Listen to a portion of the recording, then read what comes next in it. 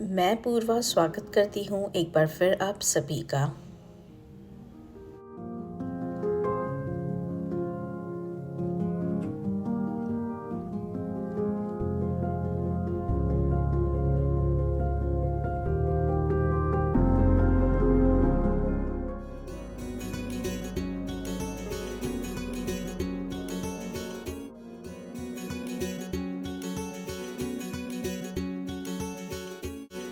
मुझे 2-3 कमेंट्स आए थे कि मैं कैसे कास्ट आयरन के तवे पर रोटी बनाती हूँ। तो चलिए सबसे पहले मैं वही शेयर करती हूँ। मैं बताना चाहूँगी कि कास्ट आयरन के तवे को अगर आप अच्छे से सीजनिंग करके रखते हैं तो वो हमेशा नया सा रहेगा और उसकी सरफेस नॉन स्टिक जैसा काम करेगी। अगर आप देखना चाहते हैं कि कैसे मैं इससे क्लीन और सीज़न करती हूँ तो आप मेरे पहले के व्लॉग्स चेक कर सकते हैं, जिसकी लिंक मैंने अब डिस्क्रिप्शन बॉक्स में मेंशन कर दी है। तो यहाँ पर अगर तवा बहुत तेज़ गर्म हो जाता है तो रोटी एकदम कड़क हो जाएगी। इसके लिए हमेशा ये ध्यान रखना होगा कि जो तवा है वो मीडियम गर्म रहे।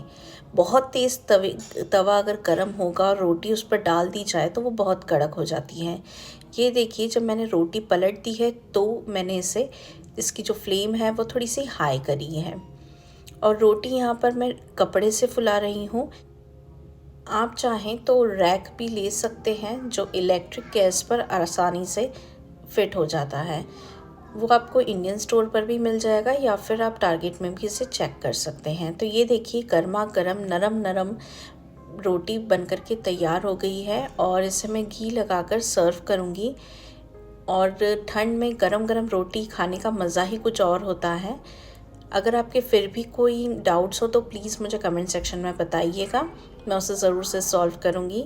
और आज है फ्राइडे और शाम की चाय पर हमने कुछ फ्रेंड्स को इनवाइट किया था, तो गर्मा गर्म चाय के साथ समोसे और कुछ नमकीन मैंने सर्व किया है।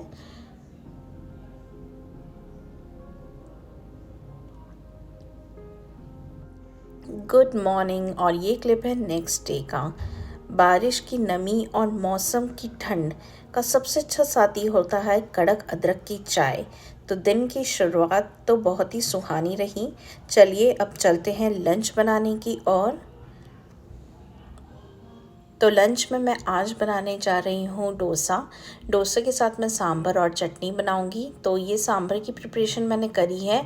कुछ मैंने गाजर चॉप करी है, एक टमाटर लिया है, इमली को गर्म पानी में सोख करके रखा है, ये है लौकी, कड़ी पत्ता और साथ ही ले लिया है बैटर, हींग, कुछ मसाले और ये मैंने तुअर की दाल सोख करके रख दी है ऑलरेडी। ये हाफ़ एन आवर सोख हो चुकी है। और चटनी मैंने ऑलरेडी बना ली है, ये दालिया की चटनी है। इसकी रेसिपी मैंने आपके साथ पहले भी शेयर की है, जिसकी लिंक मैं आपको डिस्क्रिप्शन बॉक्स में मेंशन कर दूंगी। तो चलिए बनाना चालू करते हैं सांभर। इसके लिए मैंने दाल में नमक और हल्दी डाली है, साथ ही मैं डाल रही हूँ इसमें टमाटर और इसे मैं प्रेशर कुक कर लूँगी 3 विजिल के लिए। आप चाहें तो लौकी और गाजर को भी इसमें ऐड कर सकते हैं अभी ही, लेकिन मेरी सब्ज़ी हमेशा गल जाती है उसमें। इसके लिए मैं प्रेफर करती हूँ उसे अलग से बॉईल करना। इसके लिए मैंने गर्म पानी कर लिया है और अब मैं सबसे पहले इसमें लौकी बॉईल करूँगी। और लौकी जैसे ही बॉईल हो जाएगी तो सेम पानी में मैं गाजर को भी बॉईल कर लूँगी।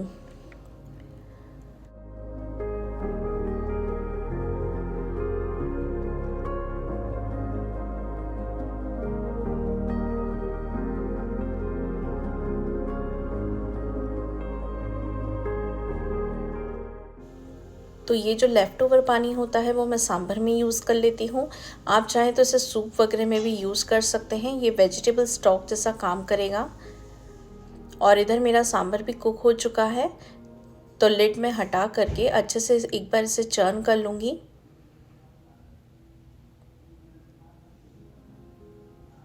और यहाँ पर मैंने बॉईल किया हुआ गाजर और लौकी भी डाल दी है। साथ ही डाल दूँगी मैं इमली का पल्प। ये सोक की हुई इमली है, जिसे मैंने हाफ़ एन आवर के लिए सोक कर दिया था गर्म पानी में। अगर आपके पास इमली नहीं है तो आप नींबू भी ऐड कर सकते हैं, लेकिन इमली से फ्लेवर ज़्यादा अच्छा आता है। और यहाँ पर मैंने ऐड कर दिया है सांभर मसाला। एक बार इसे अच्छे से मिक्स कर दूँगी और चलिए अब बनाते हैं इसका बघार। तो तेल में मैंने हींग ऐड किया है, साथ में मैंने राई, लाल मिर्च पाउडर और कड़ी पत्ता डाला है। और इस बघार को भी मैं अच्छे से इसमें मिक्स कर लूँगी। और अब मैं सांभर को करीब 15 से 20 मिनट अच्छे से कुक होने दूँगी। तो सांभर जब तक कुक हो रहा है, यहाँ मैंने तड़का लगा लिया है चटनी का। तो तेल में मैं डाल रही हूँ राई और कड़ी पत्ता। तो ये दालिया की चटनी मैंने ऑलरेडी पहले से प्रिपेयर करके रखी थी। इसमें मैं 1 चम्मच दही डाल रही हूँ और अब मैं डाल दूँगी ये तैयार किया हुआ तड़का। तो यहाँ पर मेरी चटनी भी बन करके तैयार है। अगर आप नारियल की चटनी खाना प्रेफर नहीं करते हैं तो एक बार ये चटनी ज़रूर ट्राई कीजिएगा, बहुत ही टेस्टी बनती है। और ये देखिए मैं डोसे का बैटर भी खोल रही हूँ। इसका डोसे का बैटर बहुत अच्छा आता है, आप इसकी कंसिस्टेंसी देख सकते हैं। अगर आपको ये बहुत गाढ़ा लगे तो आप इसमें पानी भी डाल सकते हैं। डोसा बनाने का सबसे सही तरीका यही होता है कि तवे को एकदम तेज़ गर्म हो जाने दीजिए और उसके बाद वाटर ड्रॉप्स थोड़ी सी उसमें डालिए, ताकि जो तवा है वो नॉर्मल टेम्परेचर पर आ जाए। और तवे को थोड़ा सा ऑयल से ग्रीस करके फिर डोसा फैलाइए।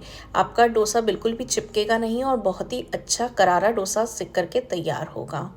ये ट्रिक मैंने ओवर द टाइम सीखी है और हमेशा काम करती है, तो आप एक बार ज़रूर इसे आजमा के देखिएगा। तो ये हमारा लंच बन कर के तैयार है।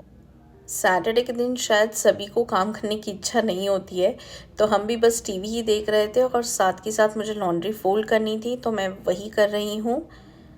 और बस फिर वही घड़ी का कांटा घूमता है और फिर से हमें किचन की ओर ले जाता है। तो अब मैं करूँगी डिनर की तैयारी इसके बाद। तो सैटरडे का जो डिनर है वो भी थोड़ा सा स्पेशल होना चाहिए। तो आज मैंने सोचा है कि क्यों ना नूडल्स बनाया जाए। तो मैं रिसेंटली इंडियन स्टोर से नूडल्स का पैकेट लेके आई थी और कुछ सॉसेस के पैकेट लेके आई थी। तो मैंने सोचा आज नूडल्स बनाते हैं, तो उसकी तैयारी मैं कर रही हूँ। यहाँ पर मैंने गाजर चॉप करी है, गोभी ली है और शिमला मिर्च ली है। आप चाहें तो इसमें प्याज भी ले सकते हैं, लेकिन मैं प्रेफर नहीं करती हूँ प्याज डालना नूडल्स में, इसके लिए मैं इसे स्किप कर रही हूँ। तो यहाँ पर मैं सारी वेजिटेबल्स को अपनी चॉप कर लूँगी।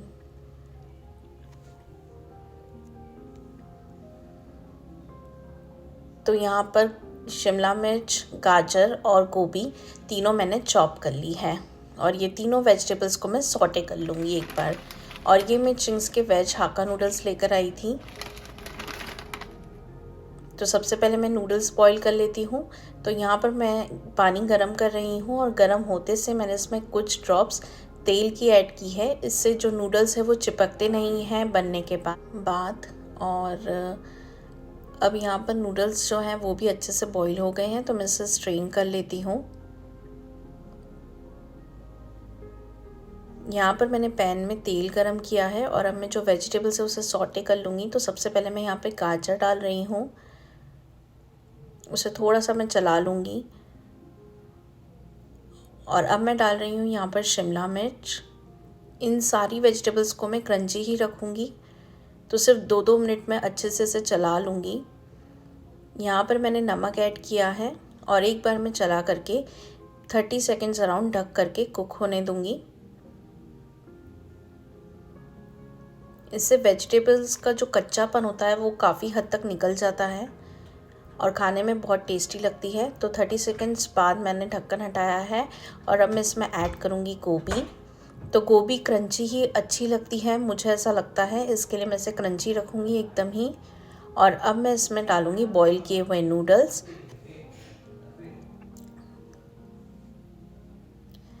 साथ ही इसमें मैं ऐड कर दूँगी सॉसेस। तो सबसे पहले मैं सोया सॉस ऐड कर रही हूँ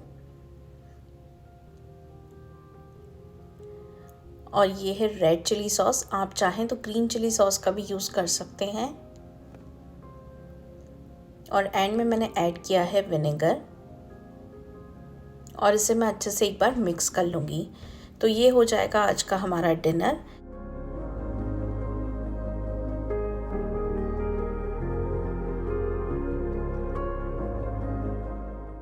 और यही था आज का मेरा व्लॉग और यही है मेरी छोटी सी दुनिया। मैं जैसे रहती हूँ, जो करती हूँ, वही आप लोगों के साथ शेयर करती हूँ। आपको अगर अच्छा लगे मेरा ये व्लॉग तो चैनल को सब्सक्राइब करके मेरे लाइफ की जर्नी का हिस्सा ज़रूर बने। आप सभी का बहुत बहुत धन्यवाद, आपने समय निकाल कर मेरा ये व्लॉग देखा।